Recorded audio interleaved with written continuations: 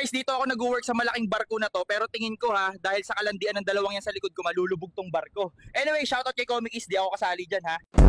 Guys, may nagbebembangan dito sa parkingan ng kotse dito sa barko. Ang lupit, may pag-apir pa sa salamin ng kotse, guys. Guys, tumama yung barko natin sa iceberg. Nakatingin kasi sa naghahalikan yung bantay, kaya di niya nakita yung iceberg. Ayan, dahil sa kalandian na yung dalawa, tumama tuloy sa iceberg tong barko, nalubog na tuloy. Di talaga ako kasali dyan, ha?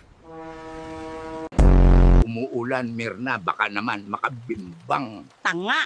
Kahit ilagay mo pa yan sa freezer, hindi natitigas yung manoy mo, itulog mo yan, Lino. Anong masasabi niyo sa mga tao sa future? Ang masasabi lang namin sa kanila ay, shining mother that. Anong shining mother that? Kinang ina mo. Balang araw, hindi mo na kailangan bumawi ng tulog dahil babawian ka na ng buhay.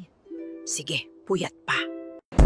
Kaming mga babae, pag tama kami, tama kami. Pag mali kami, dapat tama pa rin kami. Hoy, Bex! Baka naman pwede mo na bayaran ng utang mo. Sabi mo, katapusan ka magbabayad. Katapusan na ng mundo, ayaw mo pa rin magbayad?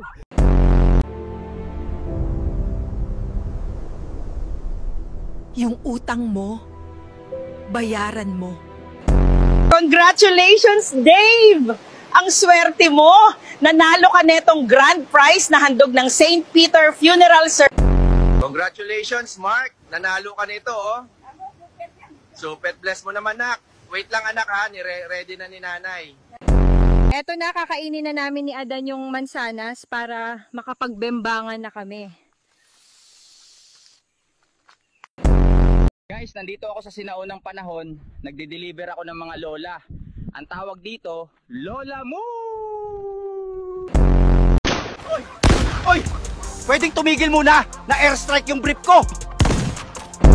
Welcome sa YouTube channel ko. Ako si Rubenson. Dito masasaksihan natin kung sino talaga ang unang nagkamali, hindi ba't babae? Ay! Anong klaseng gagamba to? Alis dyan! Lola! Tao po ako! Sabi ko, kailangan ko ng space. Ayan, buong kalawakan.